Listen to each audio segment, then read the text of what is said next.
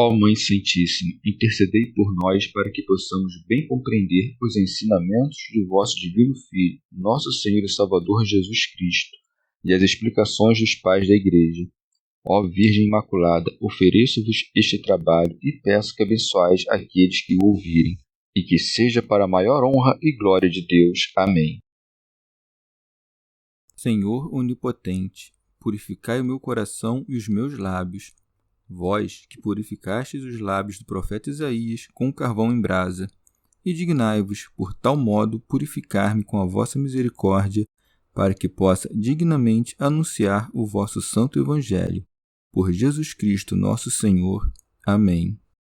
Senhor, abençoai-me.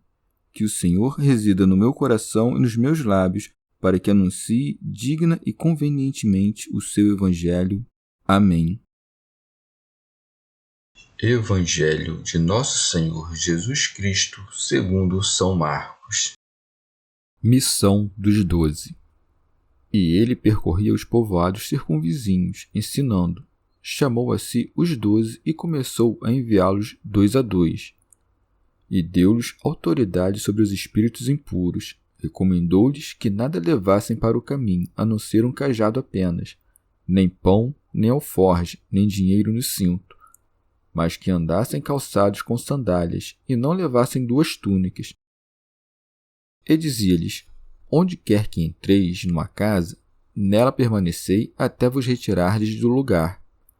E se algum lugar não vos receber, nem vos quiser ouvir, ao partirdes de lá, sacudi o pó de debaixo dos vossos pés em testemunho contra eles.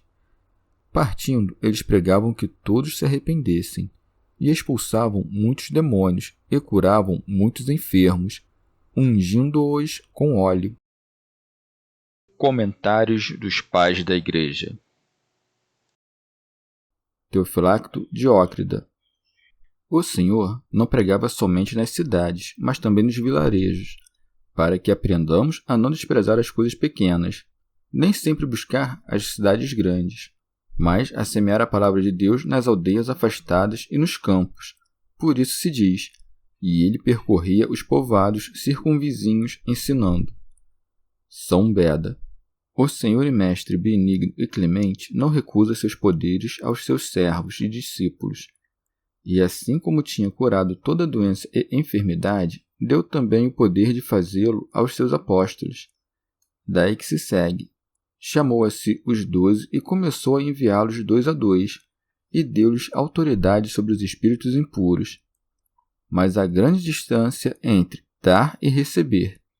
Jesus, quando faz qualquer coisa, o faz em poder de Senhor. Já aqueles, se fazem algo, confessam sua fraqueza e os poderes do Senhor, dizendo: em nome de Jesus, levanta-te e caminha. Teofilacto Diócrida. Enviou os apóstolos de 2 em 2 para que se fizessem mais corajosos, pois, como diz o Eclesiastes, melhor é estarem 2 juntos que um só. Mas se tivesse enviado mais que 2, não haveria número suficiente para enviar a várias aldeias. São Gregório Magno. Enviou a pregar os discípulos de 2 em 2, porque 2 são os preceitos da caridade, a saber, o amor de Deus e o do próximo. E não se pode ter caridade entre menos de 2. Por isso, com efeito, deu-nos a conhecer que quem não tem caridade em relação ao outro não deve, de modo algum, tomar o ofício da pregação. Segue-se. Recomendou-lhes que nada levassem para o caminho, a não ser um cajado apenas, nem pão, nem alforge, nem dinheiro no cinto, mas que andassem calçados com sandálias e não levassem 2 túnicas. São Beda. Tão grande deve ser a confiança do pregador em Deus que, muito embora não faça provisão de bens para a vida presente, saiba, no entanto, de modo muito seguro, que estes não lhe faltarão, para que não ocorra que, enquanto se ocupa com as coisas temporais, ofereça menos aos outros as coisas eternas. Pseudo Crisóstomo. O Senhor também lhes deu este preceito para que mostrassem, pelo modo de vestir, quanto estavam afastados do desejo das riquezas. Teofilacto Diócrida. Instruindo-os também com isso a não serem amantes dos benefícios, e para que aqueles que os vissem pregar a pobreza com ela consentissem, uma vez que os apóstolos não tinham nada. Santo Agostinho. Ou porque, uma vez que, de acordo com Mateus, o Senhor acrescentou na sequência, porque o operário tem direito a seu alimento, mostrou de maneira suficiente a razão pela qual não queria que eles tivessem ou levassem essas coisas. Não porque sejam dispensáveis para a necessidade desta vida, mas porque assim enviava-os de modo a mostrar que isto lhes era devido por aqueles que crescem ao ouvirem o anúncio do Evangelho. De onde se torna manifesto que o Senhor não lhes preceituou isto como se os evangelistas não devessem viver com o que recebessem de outra parte, senão daquilo que oferecessem àqueles aos quais pregassem o Evangelho. Se fosse assim, o apóstolo teria agido contra este preceito, pois vivia do trabalho de suas mãos. Mas o Senhor lhes deu este poder pelo qual eles sabiam que tais coisas lhes eram devidas. Costuma-se também indagar como Mateus e Lucas narram que o Senhor disse aos discípulos para não levarem nem bastão, ao passo que diz Marcos. Ordenou-lhes que não tomassem nada para o caminho, senão somente um bastão. Isto se resolve de tal maneira que devemos compreender com um significado o bastão que, de acordo com Marcos, deve ser levado, e com o outro, aquele que, de acordo com Mateus e Lucas, não deve ser levado. Ele pôde, com efeito, dizer, de modo abreviado, o seguinte: não leveis convosco nada do que é necessário, senão somente um bastão, de modo que aquilo que foi dito, nem um bastão, seja compreendido como nem mesmo as coisas mínimas. Já quando se acrescenta senão somente um bastão, compreenda-se que, pelo poder recebido do Senhor, significado pelo termo bastão, não faltará nem mesmo aquilo que não levarem. O Senhor disse, portanto, as duas coisas, mas uma vez que um único evangelista não mencionou as duas coisas, pensa-se que aquele evangelista que disse, com o significado, que deviam levar um bastão, está em contradição com aquele que disse, com outro significado, que não deveriam levar um bastão. Mas, uma vez que já foi dada a explicação, que não se julgue mais deste modo. Assim também, quando Mateus diz que não devem levar sandálias para o caminho, proíbe as preocupações, uma vez que quer evitar a preocupação que teriam de que algo faltasse, caso não o levassem. O mesmo se deve compreender no tocante às duas túnicas, de modo que nenhum deles se preocupasse em levar uma outra além daquela que estivesse vestindo, uma vez que poderia, pelo poder recebido do Senhor, ganhar outra. Marcos, por conseguinte, ao dizer que eles deveriam ir calçados de sandálias, nos adverte que devemos tomar este calçado como algo de significado místico, de modo que o pé não seja nem coberto do lado de cima, nem descoberto na parte que toca a terra, isto é, que o Evangelho não seja ocultado nem se apoie nas recompensas terrenas. E uma vez que os proibiu de ter ou levar duas túnicas, ou, de modo mais claro, de vestir duas túnicas, a que os exorta senão a andarem com simplicidade e não com duplicidade? Pois quem quer que pense que o Senhor não pôde, em um só discurso, dizer certas palavras em sentido figurado e outras em sentido próprio, que examine as demais coisas que ele disse e perceberá que assim julga de modo temerário e ignorante. São Beda.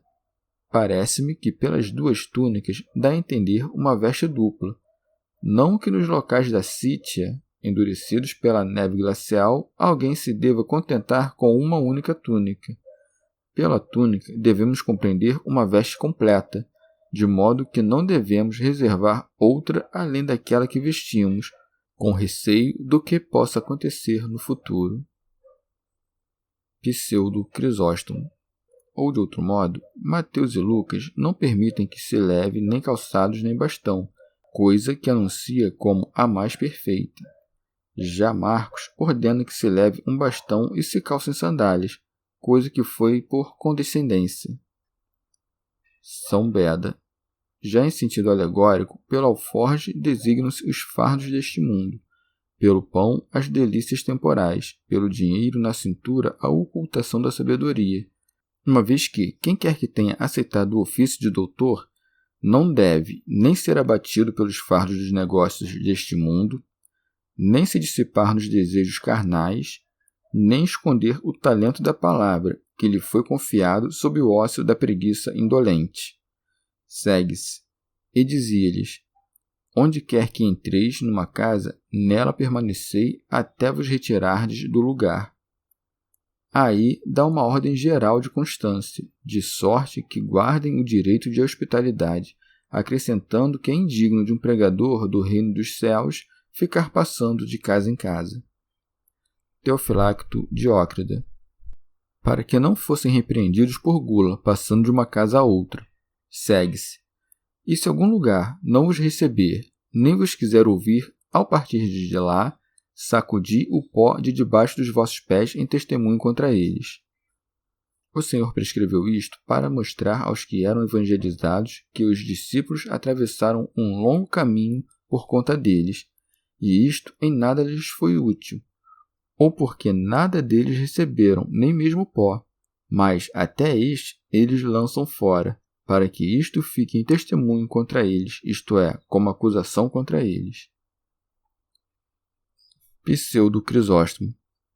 Ou para que seja em testemunho dos trabalhos do caminho que suportavam em favor deles, ou como se o pó dos pecados dos pregadores se voltasse contra eles.